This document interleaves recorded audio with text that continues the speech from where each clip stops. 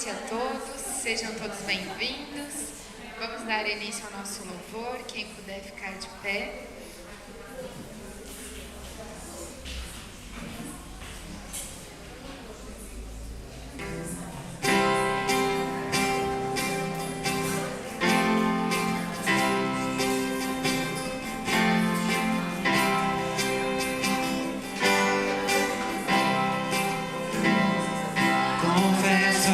Senhor, que fraco eu sou, tão fraco eu sou, mas forte tu és. Eu venho a ti, Senhor, sem nada pra dar, só quero pedir, vem ajuda-me, ó Deus. Confesso a ti, Senhor, que fraco eu sou, tão fraco eu sou, mas forte tu és. Eu venho a ti, Senhor, sem nada pra dar, só quero pedir, vem ajuda-me, ó Deus. Um coração quebrantado e humilde, não rejeita, Senhor.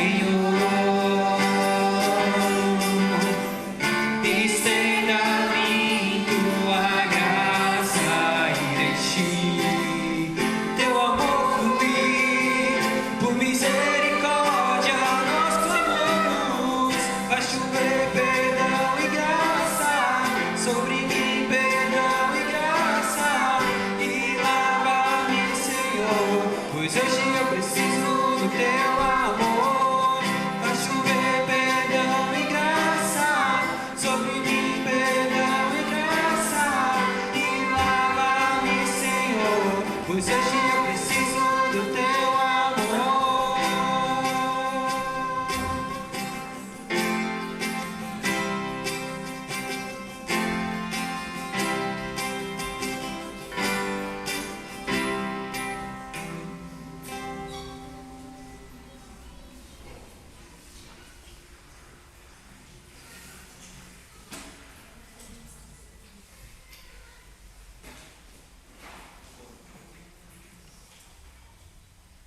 Uma boa noite a todos, pode se assentar.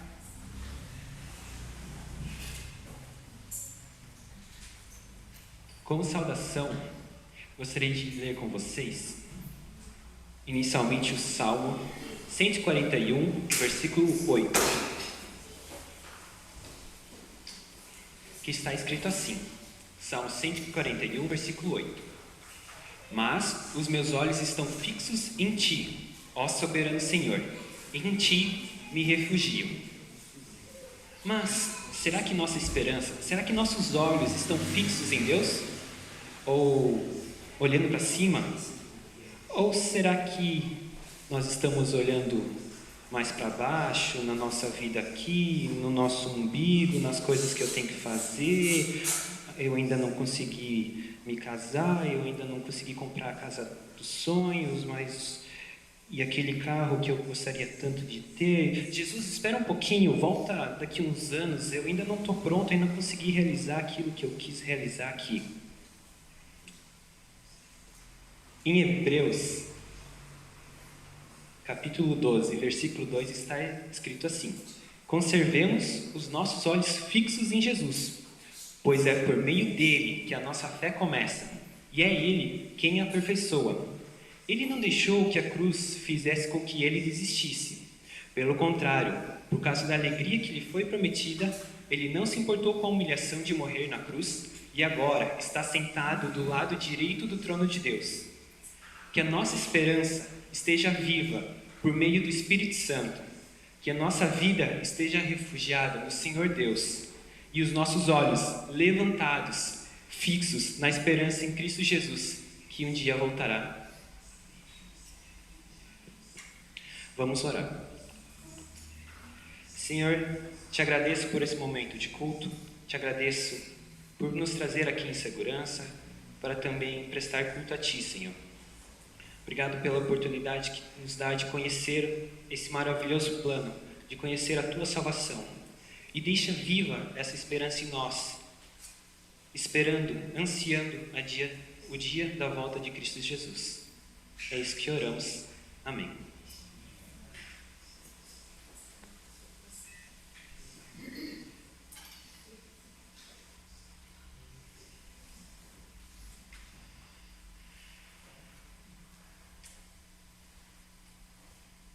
Convido a todos que quiserem ficar de pé para a gente continuar louvando a Deus.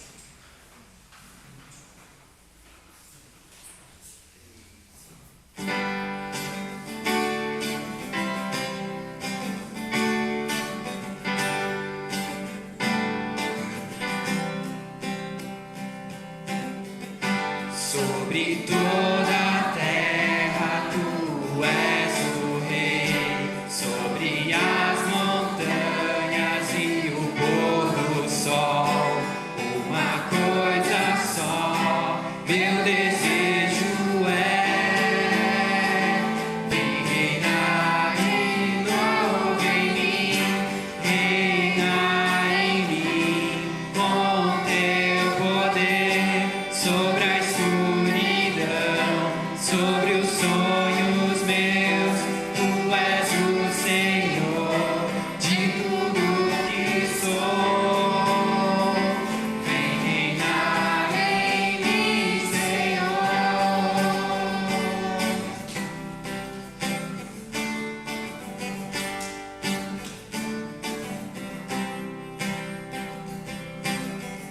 Sobre o meu pensar, tudo que eu falar faz-me refletir a beleza que há em ti. Tu és para mim mais que tudo aqui. Vem reinar de novo em mim, reina em mim, com teu poder sobre a escuridão, sobre os sonhos meus, tu és o Senhor de tudo que sou. Vem reinar em mim, Senhor.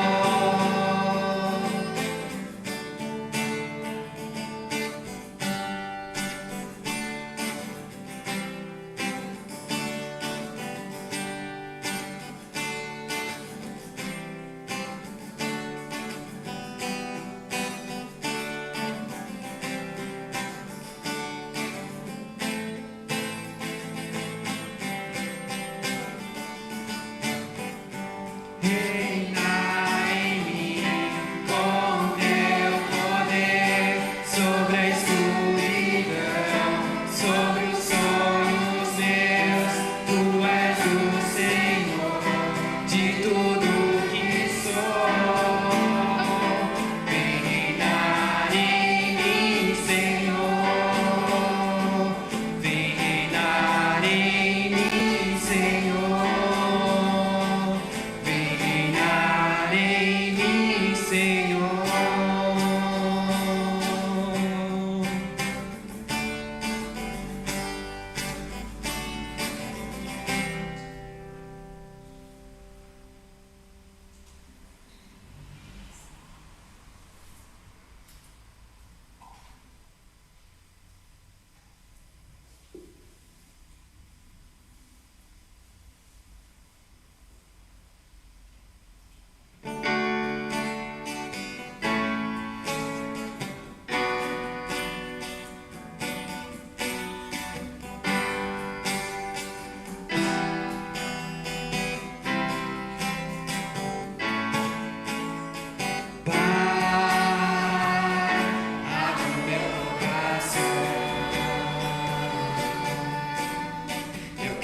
Sentir pelas almas paixão. Quero ir orar e contribuir. Quero ser um vaso usado por ti, ó Pai. Abra o meu coração.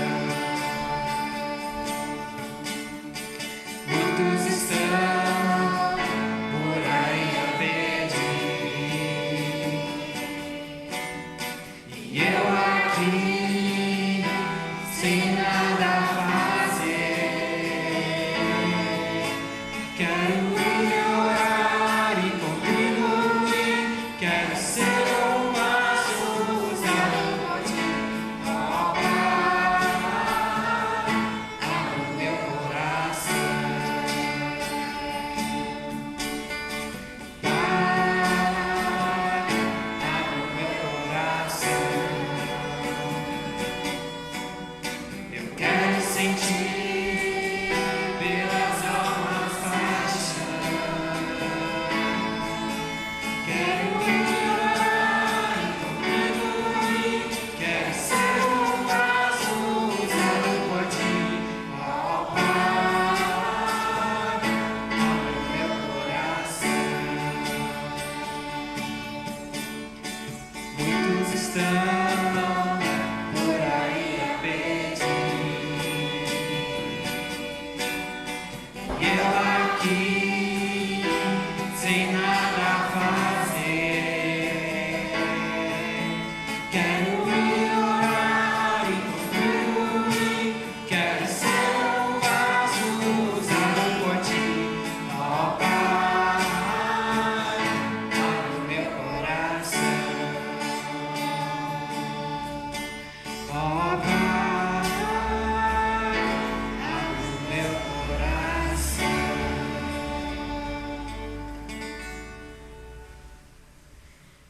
Durante a próxima música também faremos o momento da oferta. Quem veio preparado, este é um momento de retribuir também com nossas finanças.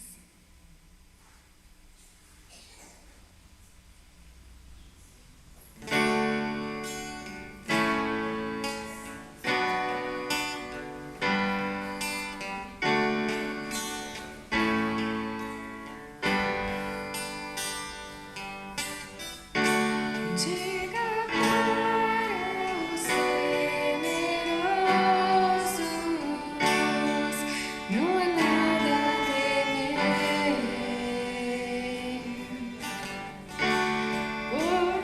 Poderoso é o teu Senhor, quando clama seu nome. E Ele então virá.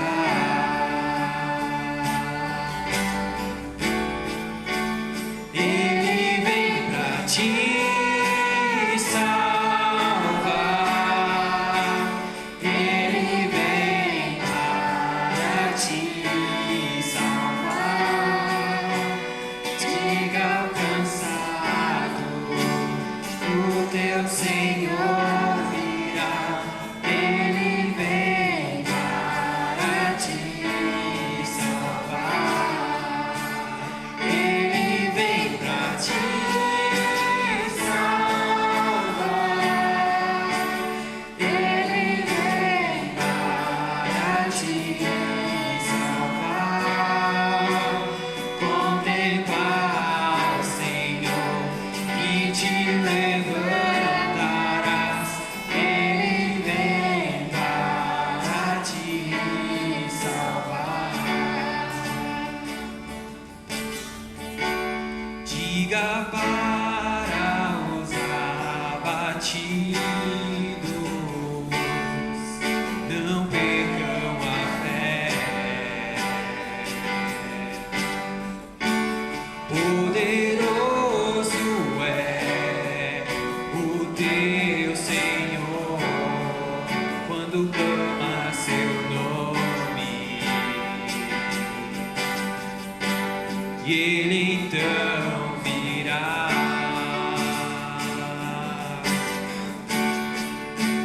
Ele vem pra te salvar, Ele vem para te salvar. Diga ao cansado, o teu Senhor virá. Ele vem para te salvar. Ele é o teu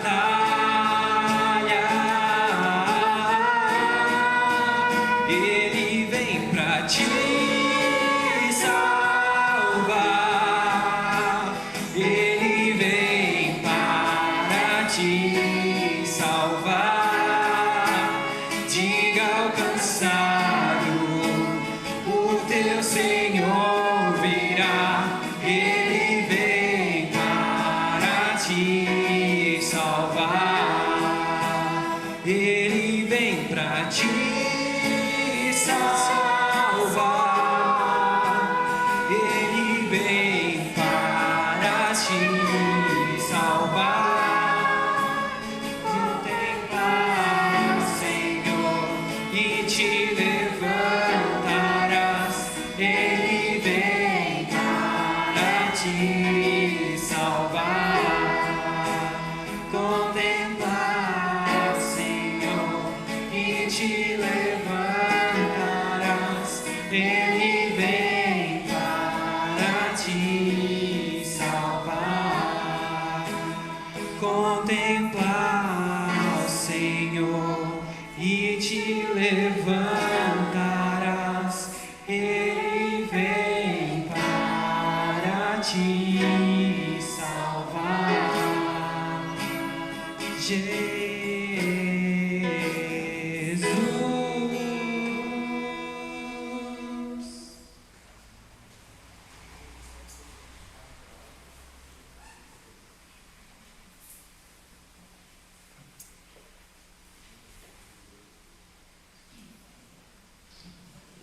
Boa noite, podem sentar por um instante.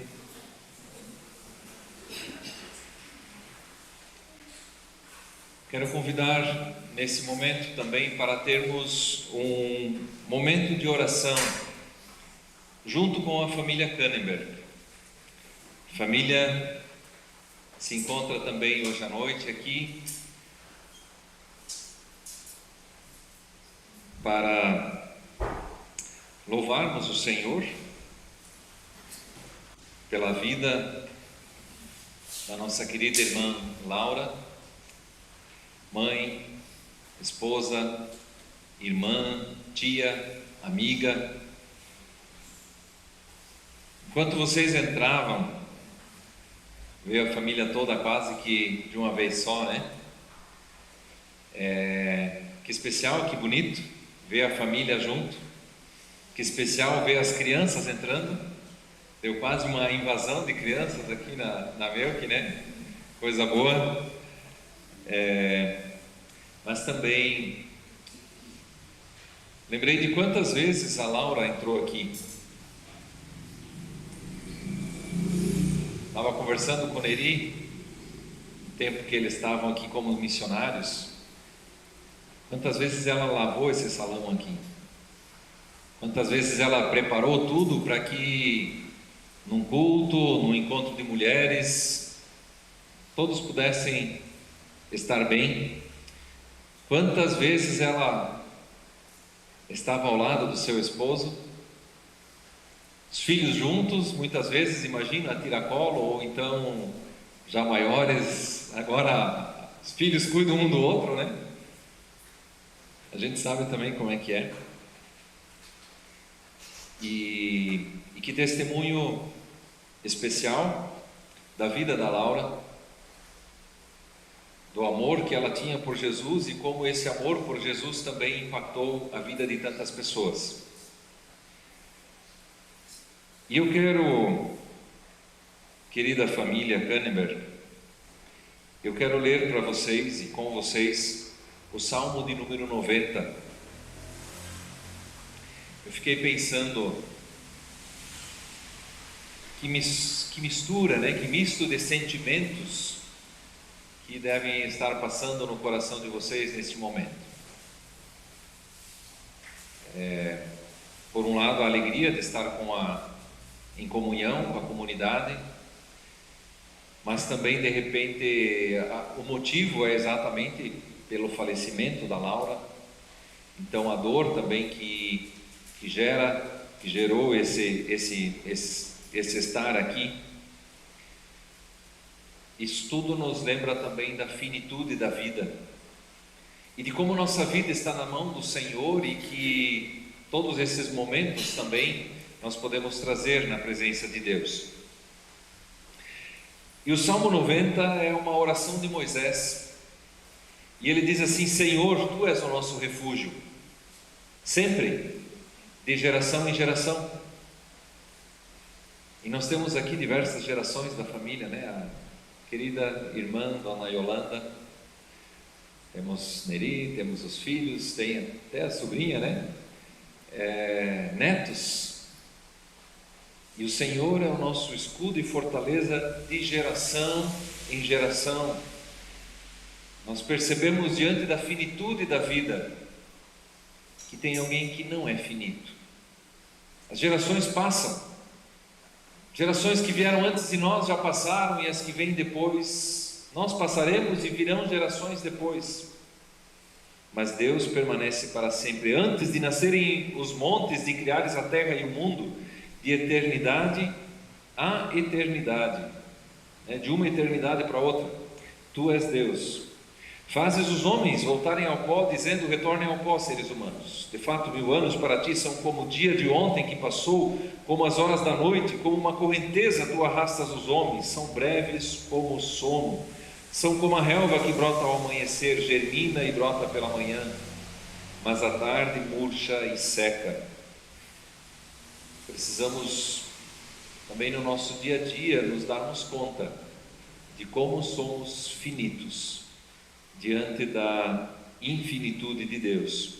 Somos consumidos pela Tua ira e atemorizados pelo Teu furor. Conheces as nossas iniquidades, e as nossas iniquidades não escapam os nossos pecados secretos à luz da Tua presença.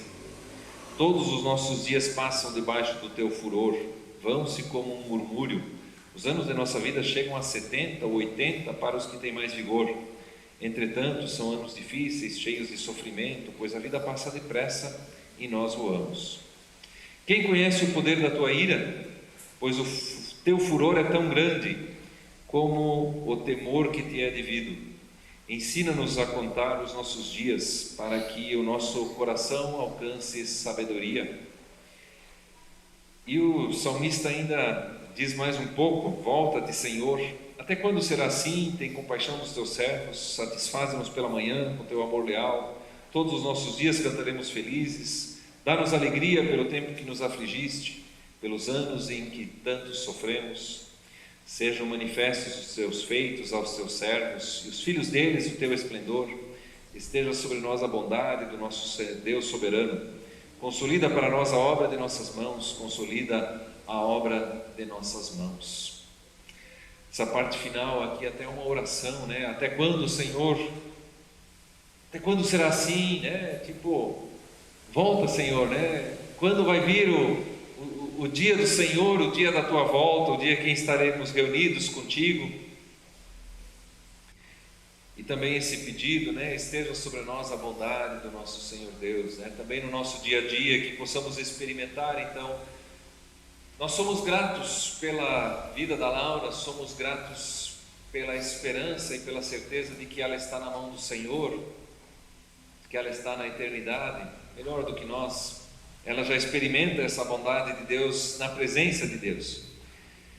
Mas também pedimos então para os que ficam, para a família, que o Senhor os console no meio do sofrimento, que experimentem a alegria, ainda que com saudade da mãe, mas que possam experimentar a alegria na bondade do nosso Senhor. Essa é a oração de Moisés, essa é a oração nossa também por vocês. E eu quero convidar a família, aqueles que puderem, da família Kannenberg, a se colocarem de pé. Eu quero ler os dados também da Laura.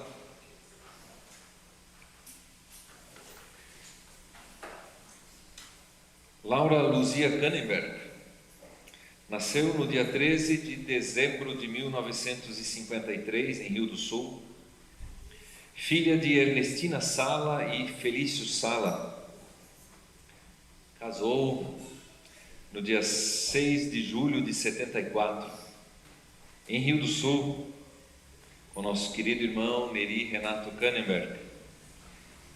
E dessa união o casal foi abençoado com 3 filhos e uma filha: Raquel, Michel, André e Jader. Ela faleceu no dia 11 de maio deste ano, 2022, no Hospital Ruth Cardoso, às 16 horas e 10 minutos. A causa da morte foi insuficiência broncopulmonar em decorrência do câncer que ela enfrentou nos últimos meses. Alcançou a idade de 68 anos, 4 meses e 29 dias, e deixa enlutados o esposo, 3 filhos, uma filha, um genro, 3 noras, 2 irmãos, 3 irmãs, a sogra, 3 cunhados, 3 cunhadas, 6 netos e 6 netos. Foi sepultada no dia 12 de maio, às 15 horas, no Parque Metropolitano, em Gravatá, Navegantes. A família agradece o apoio dos amigos, dos irmãos na fé, que se importaram com a Laura na vida e também no momento da sua doença e na sua despedida, na sua morte. Também somos gratos à comunidade que continua se importando com a família, caminhando ao lado, orando e intercedendo pela família. Eu convido a comunidade aqui presente a se colocar de pé, você na sua casa, se puder se colocar de pé também, diante de Deus, para nós rogarmos por essa família. Querido e amado Deus e Pai, levanta sobre eles, Senhor, o teu rosto, concede a tua graça, a tua misericórdia sobre a família Kahneberg. Obrigado que a Laura pôde te conhecer, ouvir tua palavra, conhecer a salvação, conhecer o Evangelho de Jesus Cristo, e que esse Evangelho impactou a vida dela, a ponto de caminhar com seu esposo, na sua vida em família, caminhar com seus filhos, caminhar com comunidade, caminhar com pessoas, para testemunhar do teu amor, testemunhar daquilo que ela também experimentou contigo. E Senhor Deus, por tua graça, tu também a levas para o teu lar celestial. Tu a levaste, ela está contigo nesse momento. E nós aguardamos, Senhor, o dia da ressurreição, quando ela também, junto com todos os teus filhos e filhas, irá ressuscitar para o grande dia, para estar na eternidade com o Senhor. Senhor, nós rogamos pela família enlutada. Consola-os com o teu santo evangelho, com a presença viva e real de Jesus Cristo. Caminha com eles nesses primeiros dias, Senhor, de reorganização da vida, e caminha adiante, que tu sejas o Deus da sua vida, o Deus dessa família, como já tem sido. Por isso nós te bendizemos pelo teu santo nome, Senhor, em nome de Jesus. Amém. Podem sentar. Querida família, e nós queremos continuar caminhando com vocês. Eu quero aproveitar esse momento para trazer também para vocês alguns breves avisos. Primeiro, temos ali a agenda... primeiro a agenda de aniversários. Temos aniversariantes aí na semana, o Gil, primeiro o Tiago, dia 1º de junho, depois o Gil e a Dona Elvira no dia 3, e domingo que vem, casamento do André e da Lari, né? Cara de felicidade dos dois aí. Legal, parabéns por mais um ano de vida a dois, que Deus conceda muito tempo junto para vocês também. A nossa programação da semana, tem os estudos, sábado tem Tarde da Mulher, confirmação, grupo de jovens, a gente sempre repete eles, a gente sabe que vocês já sabem, quem participa já sabe, é para dar um gostinho assim para quem não está participando, mas ao mesmo tempo também para nós orarmos por essa programação. Um convite especial para a Tarde da Mulher, no dia 4 de junho? Ou é 3? Dia 4? 4, no sábado, ok. Para a Tarde da Mulher, às 15 horas, né? Um convite para as mulheres, ok. Próximo. Nós vamos cantar então agora. Assim eles não deixam eu falar demais aqui na frente.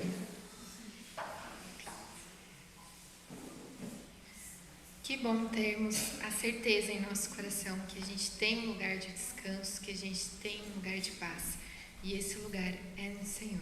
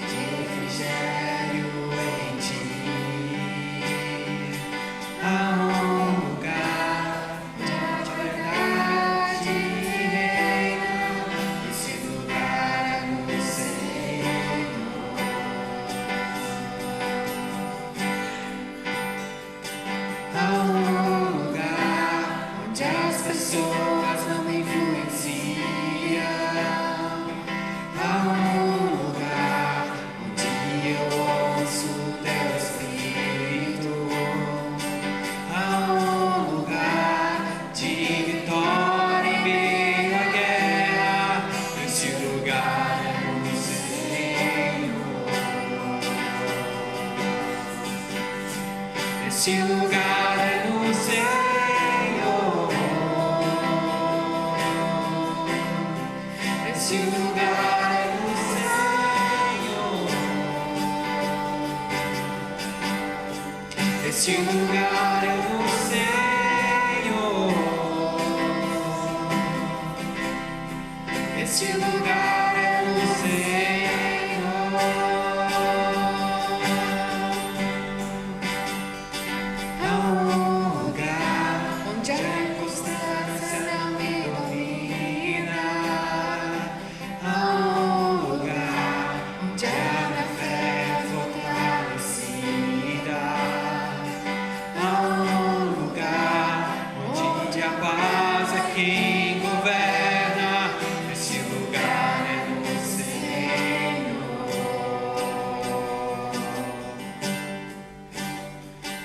Há um lugar onde os sonhos não se abortam. Há um lugar onde o temor não me enxerece. Há um lugar que quando se perde aqui se ganha. Esse lugar é no Senhor. Esse lugar é no Senhor. Esse lugar é no Senhor. Esse lugar é no Senhor. Esse lugar é no Senhor. Esse lugar é no Senhor. Esse lugar é no Senhor. Esse lugar é no Senhor. Esse lugar é no Senhor.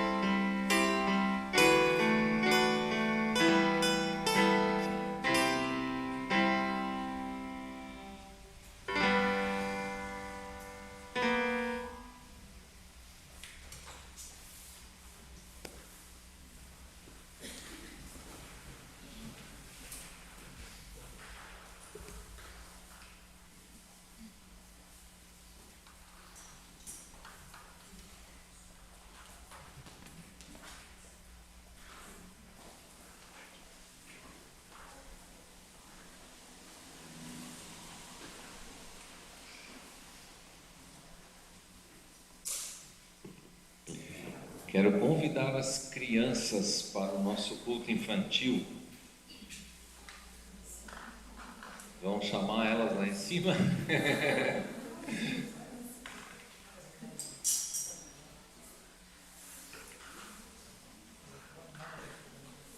Nem todas estão lá em cima, muito bem.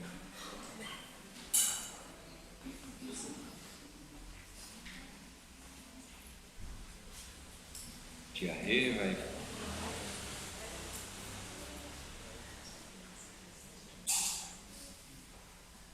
Quero orar com vocês então. Querido Senhor Jesus, abençoa essas crianças agora, recebe elas também em teus braços. Pedimos que o Senhor as abençoe, mas pedimos que o Senhor se mostre a elas, possam experimentar a tua presença, que elas conheçam a tua palavra e desde cedo tenham amor por ti e queiram andar contigo. É o que pedimos por elas, pedimos também pela tua bênção sobre os seus pais, em nome de Jesus. Amém. Um bom culto para vocês.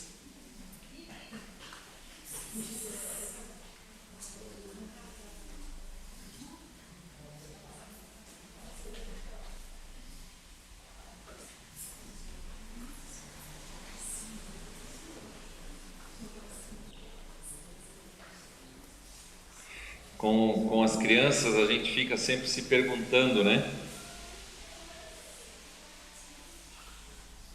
Elas são tão preciosas, tão especiais, e queremos aprender como educar as crianças, né? E a gente muitas vezes aprendeu muita coisa de casa e aí vai, a partir daquilo, educando também os filhos. Mas como é que a gente educa adultos, né? Eu vi esses videozinhos, memes, eu não sei como é que chama isso hoje em dia, do Instagram e por aí afora, né? Onde o casal chega em casa, assim, o pai e a mãe, recém saídos do hospital, né? E abre a porta de casa, entra em casa, e agora? O que eu faço? Né? Virei pai, virei mãe. Tornar-se adulto, né? Como é que é esse processo? Ser adulto, ou não só ser adulto, mas tornar-se maduro também, na vida em família, na vida dentro de casa, na vida do lar, na vida a dois, nos nossos relacionamentos, na vida no lidar também com as crianças. E eu queria olhar também, pensando em crianças, não só em nossos filhos, mas pensando em futuras gerações. O Davi Luiz falou aqui na saudação, é tão fácil nós ficarmos com os olhos voltados só para o nosso próprio umbigo. Mas quando levantamos os olhos, nós precisamos também olhar para o horizonte e ver as futuras gerações que estão aí. E como então ser um bom adulto para essas próximas gerações. Nesse mês de maio, nós vínhamos falando sobre família. E um personagem que sempre de novo apareceu foi o nosso querido Jacó. Aquele que puxa o outro pelo calcanhar, aquele que passa a perna no outro. Quem diria? Onde é que já se viu? Deus escolher e chamar uma pessoa como Jacó, e usar o Jacó como bênção, como exemplo, como aquele que iria levar adiante a sua geração. Mas graças a Deus, que ele chamou Jacó. Uma frase que me marcou muito foi: Deus não chamou Jacó porque preferiu o Jacó e não gostou do Esaú, mas Deus escolheu o Jacó para salvar muitas pessoas, para salvar quem sabe até o Esaú. E assim também é na história. Deus chama algumas pessoas não para ficar simplesmente com aquelas, para rejeitar as outras, mas porque Ele quer salvar a muitos. Ele chama alguns para salvar muitos. E como Ele faz isso? A começar em mim. Ele quer que o Jacó seja uma bênção, mas para isso primeiro Ele trabalha na vida do Jacó. E assim também Ele quer que nós sejamos bênção, que nossa família seja bênção, mas Ele começa comigo. E aí nós vimos durante esses dias que cada membro da família é um canal de bênção e de graça de Deus na vida do outro. E até mesmo famílias desestruturadas, como a família do Jacó. Quando isso é devidamente processado no altar de Deus, também famílias desestruturadas, também histórias ruins de família podem ser canal de graça, canal de bênção. Quantas vezes exatamente aquele sujeito que era a ovelha negra da família foi esse que fez com que a família se voltasse para Deus. Talvez se olharmos na nossa história, na história da nossa família, também vamos ver em algum antepassado, ou até mesmo na nossa geração, aquela situação difícil, aquele momento que aquela pessoa estava afastada de Deus, e aquilo foi canal de bênção. Também assim na nossa vida, nas nossas dificuldades, nos nossos problemas, aquilo é canal de bênção para nos trazer para perto do Pai. Por outro lado, a família também é um porto seguro num mundo sem coração. Num mundo cada vez mais distante, a vida um do outro, cada vez mais individualizado, a vida em família nos ensina a olharmos uns para os outros, a nos importarmos uns com os outros. Nos ensina que a família é uma comunidade que foi pensada por Deus para ser uma instituição que adora a Deus. O lugar de adorar a Deus não é só no culto. Aqui no culto se reúnem diversas famílias, aqui na igreja, mas cada família deve ser uma pequena igreja. E ali às vezes, na correria do dia a dia, quando não dá nem tempo de fazer comida direito, ou queimou o arroz, ou tem tanta panela para lavar, ou não sabe o que fazer com os filhos doentes, com os pais doentes, no desespero, ali, no meio dessas situações, ali é culto, ali se presta adoração a Deus. Lutero disse que o pai de família que troca as fraldas do filho, isso em 1500, imagina um homem trocando fralda de filho em 1500. E ele diz, a turma que vê o homem fazendo isso, chama ele de efeminado, fica rindo dele, Mas quando o homem está fazendo isso, por causa da sua fé, como sinal de amor a Deus, ele não está fazendo nada de ridículo, mas ele está prestando culto a Deus. E assim no nosso dia a dia, eu digo isso não para nós dizermos, agora não preciso ir no culto, porque eu já faço culto a Deus no dia a dia, não. Mas para que no nosso dia a dia, quando comemos, quando acordamos, quando conversamos, tudo aquilo que fazemos em família na nossa casa, quando estamos limpando a casa, quando estamos curtindo o tempo de lazer, que tudo isso seja culto a Deus na nossa casa, na nossa família.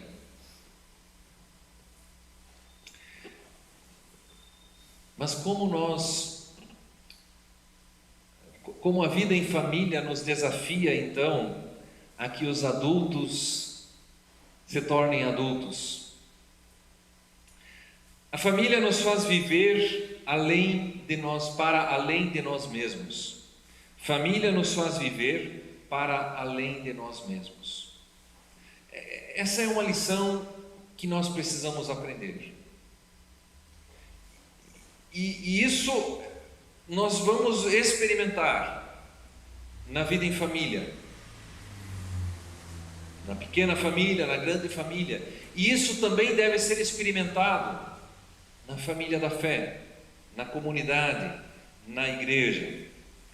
Eu quero ler com vocês Efésios capítulo 5, verso 21, vai aparecer ali na tela, ou na transmissão também, mas você pode abrir a sua Bíblia. Efésios capítulo 5, verso 21.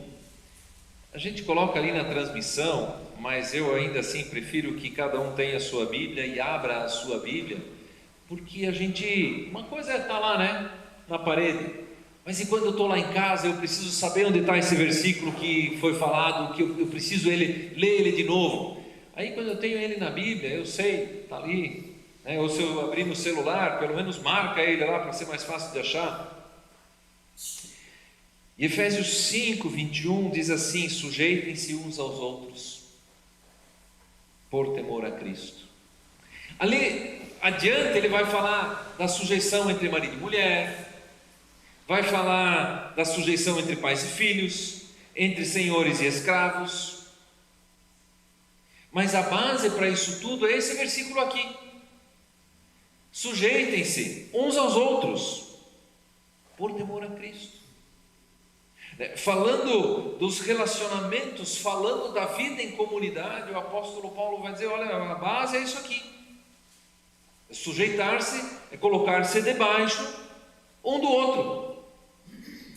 A relação não é de hierarquia de cima para baixo, onde o mais forte manda, ou onde tem 500 que mandam, tá cheio de cacique, todo mundo querendo mandar, muitas vezes na família, na igreja e por aí afora, no mundo, né, no dia a dia. Mas aqui a palavra é: sujeitem-se, ouçam um ao outro, coloquem-se à disposição um do outro, importem-se um com o outro, carreguem um ao outro. E isso nós somos obrigados a fazer na vida em família. E família é assim. De repente a gente está lá feliz e contente, pensando, né, o homem está naquele seu momento da caverna, né? Hoje eu vou fazer algo e ninguém vai me incomodar. Não tem mulher que vai incomodar, não tem filho, não tem vizinho. E de repente alguém chega e o pai, ou mãe, o marido, né, chama, né, amor, e já tem que sair e se importar com a necessidade um do outro, com aquilo que está sendo pedido. Se tem algo que nos obriga a sair de nós mesmos, é a vida em família. E esse é um grande desafio, também para a comunidade. Um dos desafios da vida em comunidade, porque a igreja cristã está tão morna nos dias de hoje, porque estamos tão acomodados, porque nós não deixamos que ninguém venha e peça a nossa ajuda, nós nos isolamos das necessidades do outro, e não deixamos que ninguém diga: eu preciso de você, vem aqui. A gente nem se importa, né? O filósofo Michael Novak, é um filósofo, teólogo norte-americano, ele diz: em nossa sociedade, naturalmente, não há necessidade de alguém tornar-se adulto. Na nossa sociedade, naturalmente, não há necessidade de alguém tornar-se adulto. Nós podemos ser crianças para sempre. Criança não, adolescente para sempre. Sem responsabilidade, já quer curtir a vida de independente, né? Não queremos ser dependentes de ninguém, mas também não queremos ter responsabilidades. Não queremos ter que nos importar com alguém. Não ter ninguém dependente de nós. Ele continua dizendo: o indivíduo pode permanecer, e realmente diariamente é exortado a permanecer pela sociedade, com propagandas, com não é nem só aquilo que é falado no momento do comercial, né? Mas aquilo que nós ouvimos, aquilo que nós vemos, seja em filmes, seja em outdoor, seja em diálogos no nosso dia a dia na sociedade. O indivíduo ele é exortado a permanecer uma criança para sempre. E aí, o nascimento de uma criança, ou o importar-se com alguém outro na sua vida, uma relação a dois, um casamento, ele nos obriga a deixar de ser criança. E aqui agora, deixa eu falar também para quem não tem filhos, né? Não é só o meu filho, mas o colocar-se numa relação de tal forma que agora a outra pessoa se torna dependente de mim e eu preciso ajudar essa outra pessoa. Não é aqui também ser codependente, né? A dependência emocional, que é aquele problema emocional aí, né? Do sujeito que precisa que o outro tenha problema para que ele se sinta importante, né? Não é nesse sentido. Muito pelo contrário, eu quero que o outro consiga vencer as suas lutas e dificuldades. Mas ao mesmo tempo eu me importar de tal forma com a outra pessoa. E na vida em família nós temos duas situações onde isso se destaca. Em primeiro lugar, na relação marido e mulher. O próximo versículo que vai aparecer ali é Gênesis capítulo 2, verso 24. Versículo de casamento, onde diz, Gênesis 2, 24: por essa razão, o homem deixará pai e mãe e se unirá à sua mulher e eles se tornarão uma só carne. Só quero destacar bem breve, de maneira bem breve, essa palavra, quando foi escrito dessa forma, se hoje em dia a nossa sociedade é machista, eu acho que já nem é mais tanto, né? Mas ainda temos resquícios. Naquela época, isso era muito mais machista ainda. Quando colocaram isso no papel? Quando Deus falou isso, foi lá no início da criação, né? Mas quando colocaram no papel.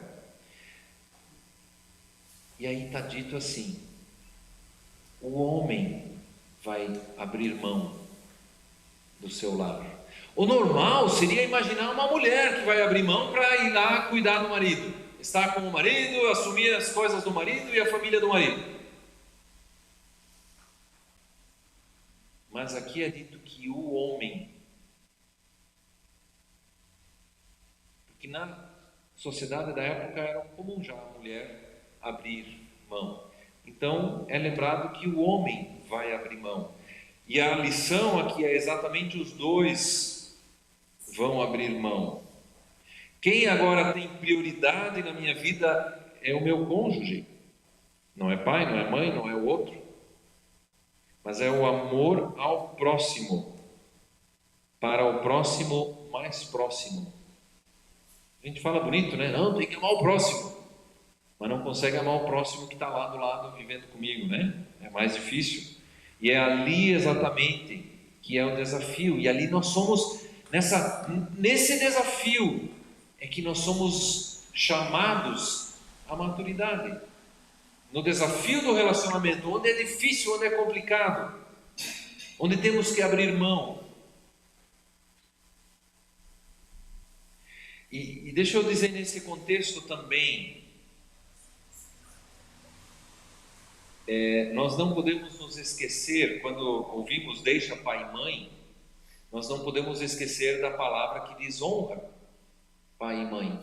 Honre o teu pai e a tua mãe. Ouvi a história de um casal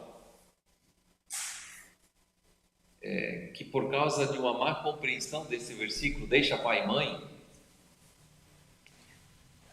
o marido disse para a mulher: agora você não pode mais ir para casa conversar com tua mãe ou com teu pai, você vai ficar só aqui comigo, é só nós dois.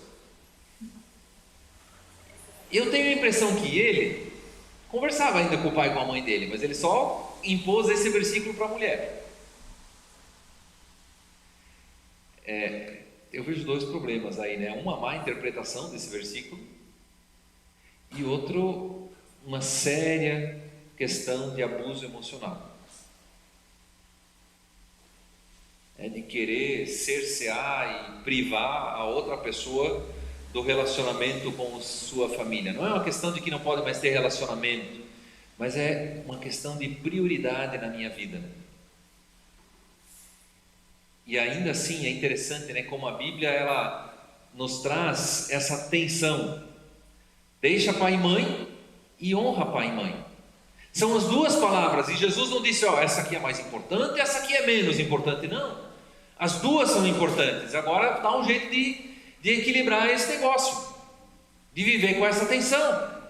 E essa tensão novamente que nos chama à maturidade, a conseguir dar mais ouvidos e dar prioridade para aquela pessoa que está do meu lado, para o meu cônjuge, e ao mesmo tempo honrar o pai e a mãe, honrar o sogro e a sogra também.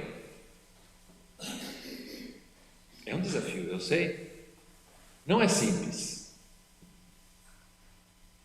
Se fosse simples, a gente ia continuar criança para sempre, mas é nessa tensão que a gente vai conversando e vai lidando, vai se relacionando, vai buscando.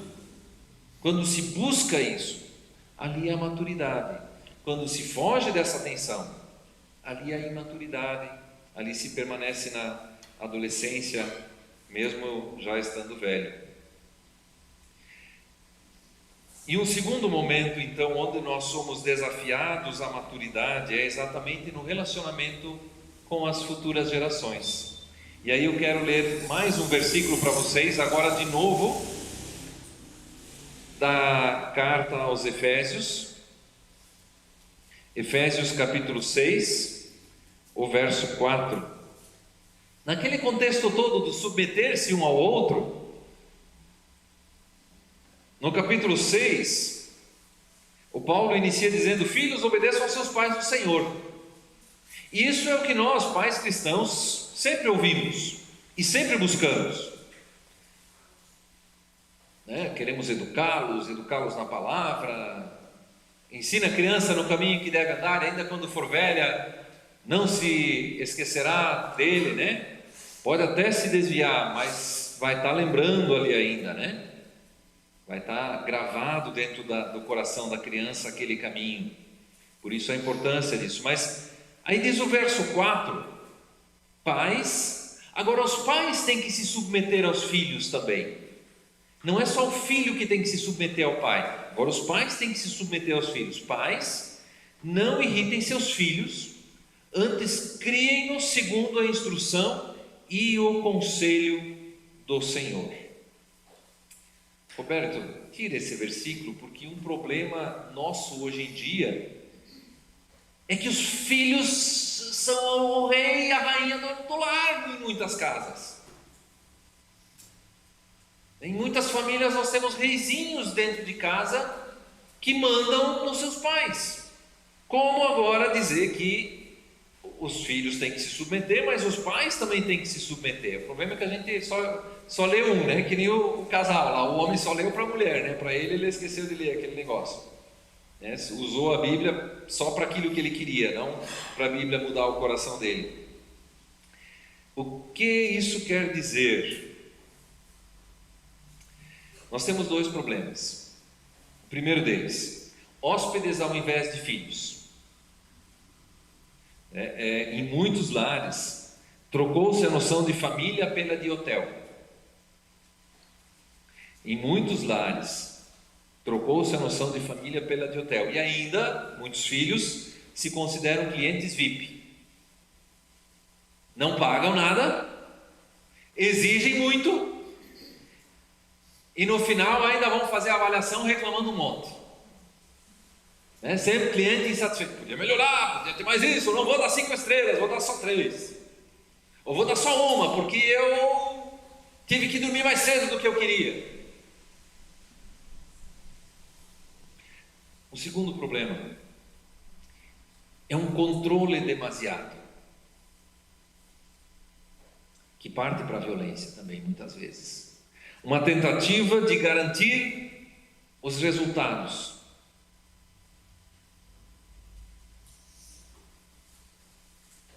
Pensando, se eu fizer isso, se o filho fizer aquilo, aí vai dar tudo certo. Então eu tento garantir os resultados, garantir que vai dar tudo certo. Eu estou na verdade mais preocupado com a minha reputação do que com a vida dos filhos, né? Os pais estão mais preocupados com a sua reputação, o que os outros vão achar de mim como pai, né? Em conseguir mostrar, eu tenho grandes filhos, né? Preocupado em usar os filhos para se mostrar para os outros,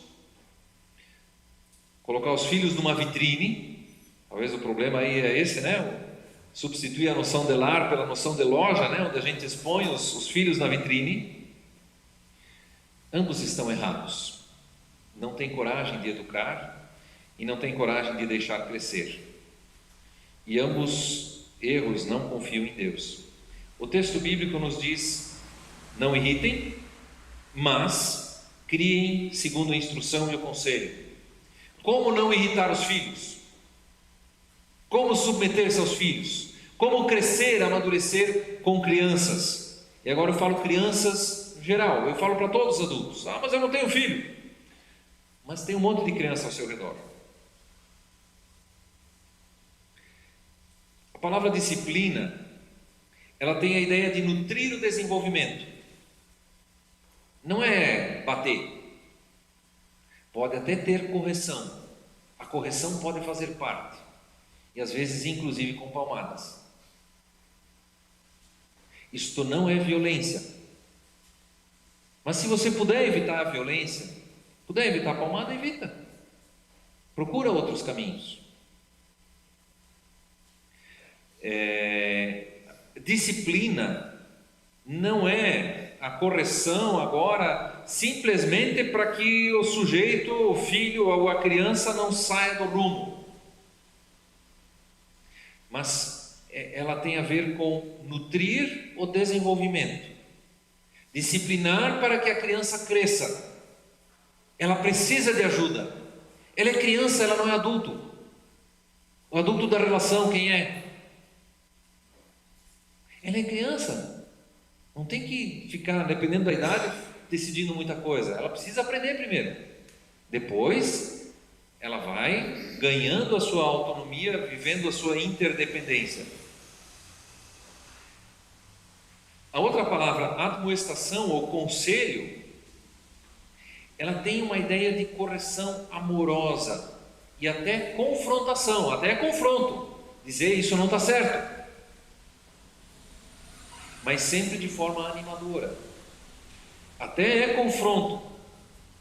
Sim, o confronto ele é recomendado pela palavra de Deus, mas de forma animadora. Até às vezes, de novo, com a correção. Veja, aqui não são técnicas que são dadas. Se você quer técnica, vai lá ler numa Super Nanny, ou tem tantas outros métodos de educação aí, né? Você quer técnica, procura ali. Mas a Bíblia diz, você tem que ir além da técnica. A técnica em si não resolve nada. Essas palavras aqui não são, faz isso e aí vai dar certo, faz aquilo e vai dar certo. Ou não. Essas palavras implicam relação. É uma relação com a criança. É uma relação com a futura geração. Por isso não é só dizer faz isso, faz aquilo. É exemplo. Como é que é aquela frase? Palavras... Eu não sei a frase. Eu queria ver se alguém sabia, né? Palavras dizem muita coisa e os exemplos ensinam, né? Os exemplos marcam alguma coisa assim. Mas essa é a ideia que a Bíblia está falando aqui. Sujeite-se às próximas gerações, as crianças. Não irrite elas, mas trate elas com essa instrução, com esse conselho. É aquela ideia que nós temos lá no Antigo Testamento já. Livro de Deuteronômio, capítulo 6. Quando os mandamentos são repetidos e o povo de Israel está para entrar na terra prometida, Moisés está dando o seu discurso de despedida. Ele deu os mandamentos e aí ele disse para os pais: ensine essas palavras dia e noite, quando a criança for dormir, quando a criança levantar, quando ela estiver caminhando, quando vocês forem para o serviço, quando vocês voltarem do serviço, quando vocês estiverem comendo, quando vocês estiverem descansando, aonde estiver na casa, lugar, vocês colocam no corpo de vocês, na vida de vocês. Sejam exemplo. Não é só uma técnica do que fazer, mas é um exemplo. E eu quero concluir essa mensagem, essa palavra, com 3 coisas, 3 responsabilidades que os adultos têm para com as crianças. 3 responsabilidades. Eu cito aqui o Dr. Paul Stevens, ele destaca: em primeiro lugar, prover afirmação. Toda criança precisa sentir-se amada e aceita pelo que ela é e não pelo seu comportamento. Toda criança precisa sentir-se amada e aceita pelo que ela é e não pelo seu comportamento. Primeira responsabilidade, prover afirmação. Segunda, prover limites. A criança precisa aprender que ela não é onipotente. Tem um outro rei e uma outra rainha na casa. Ela é o príncipe, a princesa, mas tem um rei. E essa questão, ela é fundamental para ensinarmos o temor do Senhor, porque isso é incutido no coração da criança. Existe alguém acima de mim. Agora meu pai e minha mãe, ou agora uma pessoa adulta, o professor na sala de aula, né? Tem uns professores aí, sabem o desafio que é isso. Existe alguém acima de mim. E aí a criança vai aprendendo: existe também alguém acima dos adultos. E em terceiro lugar, prover a bênção de um futuro com esperança. Prover esperança para o futuro. Isso é primordial nos nossos dias. Crianças e jovens, adolescentes, têm aumentado o número de suicídios, de depressão. É imprescindível apontar para a esperança. E meu amigo, minha amiga, meu irmão, minha irmã, ninguém tem maior esperança do que você, que crê em Jesus Cristo. Nós temos uma esperança viva. Não é aquela esperança que morre no final. A esperança é a última que morre, né? Não, a nossa esperança nem morre. Ela está viva. Ela ressuscitou. Então, os pais, adultos, nós só podemos prover isso se nós já experimentamos esse amor incondicional de Jesus por nós. Isso precisamos experimentar a cada dia para poder passar para os outros. Precisamos aprender a lidar com aquele que é onipotente, a nos submetermos a esse Senhor, aprender os limites dele. E precisamos também viver na esperança da eternidade, na esperança daquele que venceu a morte, na esperança daquele que, mesmo em meio a dias sombrios, a dias difíceis, mesmo no deserto, quando está tudo seco, parece que não tem vida, ainda ali nós confiamos no Senhor. Como diz o profeta Abacuque: ainda que a videira não dê o seu fruto, a figueira não dê o seu fruto, eu continuo confiando em Ti. Eu confio num Deus de amor. E isso não se ensina com técnica, isso se vive. E eu quero deixar como desafio, para quem tem criança em casa ainda, para quem tem filho adolescente em casa, a colocar isso em prática, esses 3 desafios. Prover afirmação, limites e esperança. Para quem não tem sobrinho, tem outras crianças. Você convive com crianças no seu dia a dia. Seja um sorriso na vida de uma criança, seja um abraço na vida de uma criança.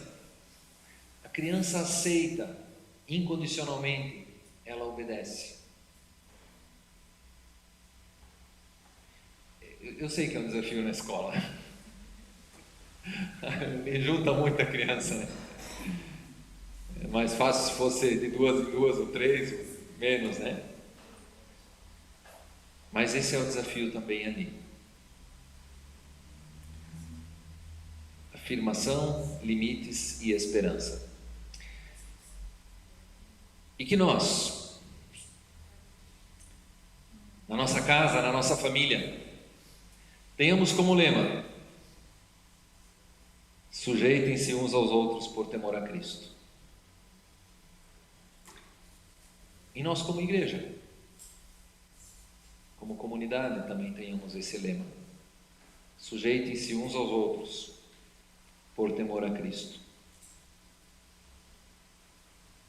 É preciso se importar, é preciso sair de si mesmo, é preciso dizer, pode gritar que eu estou ouvindo, pode chamar que aí eu ajudo, ou pode até ir ali, antes de pedir por ajuda. É um desafio. Que Deus nos abençoe. Amém. Eu ainda quero orar. Vamos silenciar assim como estamos. Senhor nosso Deus, Pai amado, queremos colocar as famílias nas Tuas mãos neste momento. Queremos colocar a cada um de nós os nossos pedidos, a nossa necessidade. Sabes também por quem pedimos nesse momento, por quem rogamos, por quem intercedemos. Compartilho também o pedido, a oração pela Alice, lá em Macaé, a pedido da Paulinha e do Márcio. A situação ali está difícil de novo, nós queremos pedir pela família. Pedimos pelo pequeno Daniel, lá em Ijuí, também pela dona Alzira, seu Eldo, a dona Vale Klitsky e os nossos enlutados, tanto a família Kahnemer, como também os Taqueda, a dona Vera e sua família, também o Joel. Queremos orar pelos nossos adoentados, Senhor, consola e conforta, dá saúde e restaura também neste momento, Senhor. E como igreja, aviva, restaura a Tua igreja, Senhor, em nome de Jesus. Amém.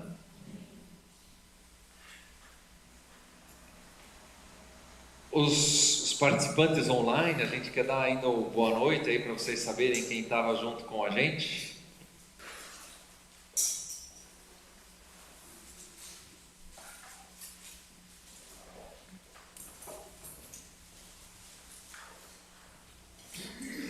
Família Lemel, lá em Dayal, a Nilva, o André e Letícia e Azaf, o Eldo e a Alzira, Carlos Constantino, o Jean Melo e a dona Zelina, dona Ruth Radins, mãe da Betina, minha sogrinha, o Márcio, a Paulo, o Arthur, seu Alcides e a dona Marli, a Elaine, a Dejanira, a Estela Maria, o Edson Ramos. O Edson fez a cirurgia agora esses dias, também desejou aí pro amigo e para a família do Neri, nos comentários aí, que Deus os console.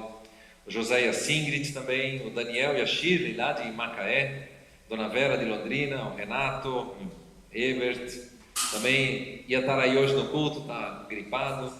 Renilda Schmidt, o Haroldo e a Joana lá em Dayal, a Irmgard, Tânia e o Renan, o Tacílio e a Ana, a Tina Lemel, minha irmã, a Tina e o Dimitri, o Evilme, granjeiro de Curitiba, o Ari e a Edi, o Zicard Euke, a Marli Westphal já está aqui. Temos mais 2 pedidos de oração aqui, pela Liana, que está de viagem de Curitiba para cá, E pelo Mateus, um rapaz de 25 anos que está tratando câncer. Mais algum outro motivo de oração? Eu quero que um amigo Lauro também que está em casa terminar o câncer. O Lauro, tá? De onde? Jaraguá, De Jaraguá. Então vamos orar por esses motivos ainda. Senhor nosso Deus, nós também pedimos pela Liana e a sua viagem de Curitiba para cá. Guarda ela no trânsito, em especial por causa da chuva que aumenta os perigos. Esteja com ela também, Senhor, guardando-a, cuidando dela, todas as áreas da sua vida. Também pedimos pelo Mateus, esse rapaz de 25 anos tratando o câncer, filho de um colega da Tânia. Senhor Deus, rogamos pela sua vida e pela sua família. Pedimos pela saúde, pedimos também que o Senhor possa se revelar e ele possa experimentar também a tua presença e estar contigo, Senhor. Também oramos pelo Lauro em fase terminal do câncer, lá em Jaraguá, Senhor. Esteja com ele, que também ele encontre em Ti esperança, encontre em Ti salvação.